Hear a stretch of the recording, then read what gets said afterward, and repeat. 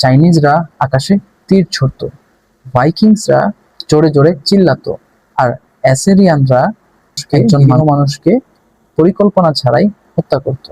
প্রতিটা প্রাচীন সভ্যতাই সূর্যগ্রহণ দেখেছে, কিন্তু কোনো সভ্যতাই চুপচাপ বসে থাকেনি। চাইনিজদের কাছে সূর্যগ্রহণ মানে ছিল একটা বড় ড্রাগন সূর্যকে খেয়ে ফেলছে। তো এটার প্রতিকার হিসেবে তারা কি করত, তারা তাদের আশপাশে যে হাঁড়ি পাতিল থালা বাসন যা কিছু আছে তা নিয়ে বাইরে চলে আসতো এবং সেগুলোতে জোরে জোরে শব্দ করতে থাকতো, এবং কিছু লোক আকাশের দিকে তীর ছুঁড়তে থাকতো। এবার আসি ভাইকিংসদের কথায়। ভাইকিংসরা বিশ্বাস করতো যে সূর্যকে দুটো নেকড়ে তাড়া করে বেড়াচ্ছে। যখনই এই নেকড়েগুলো সূর্যকে ধরে ফেলে তখনই শুরু হয় সূর্যগ্রহণ। তো তারা কি করতো এর প্রতিকার হিসেবে, তারা জোরে জোরে চিল্লাতো যাতে সেই নেকড়েগুলো সূর্যের কাছ থেকে সরে যায়। প্রাচীন ভারতে বিশ্বাস ছিল রাহু নামের এক অসুর কিছুটা অমৃত খেয়ে ফেলে এবং সাথে সাথে বিষ্ণু আসে সেই রাহুকে বা সেই অসুরকে গলা কেটে হত্যা করে, কিন্তু ততক্ষণে তার অমৃতটা তার গলা পর্যন্ত চলে গিয়েছিল।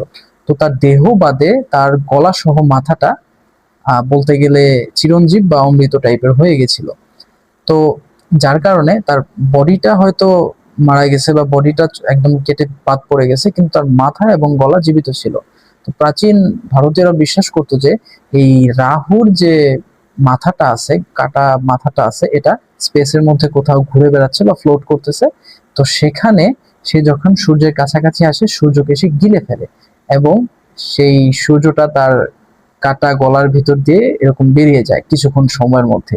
তারা এটাকে গ্রহণের একটা কল্পকাহিনী বা একটা মিথ হিসেবে দেখতো। আর অ্যাসিরিয়ানরা বিশ্বাস করত সূর্যগ্রহণ মানেই তাদের বর্তমান রাজাকে মরতে হবে। তো সূর্যগ্রহণের সময় তারা একজন নিরীহ, একজন নিরপরাধ মানুষকে তারা ধরতো এবং তাকে রাজা হিসেবে ভূষিত করত, এবং যখনই সূর্যগ্রহণ কেটে যেত তাকে তারা হত্যা করত। এভাবে প্রাচীন থেকে প্রাচীন সভ্যতার মধ্যে সূর্যগ্রহণ একটি আতঙ্কের নাম ছিল। সূর্যগ্রহণ একটি আতঙ্ক সৃষ্টি করতো তাদের মধ্যে।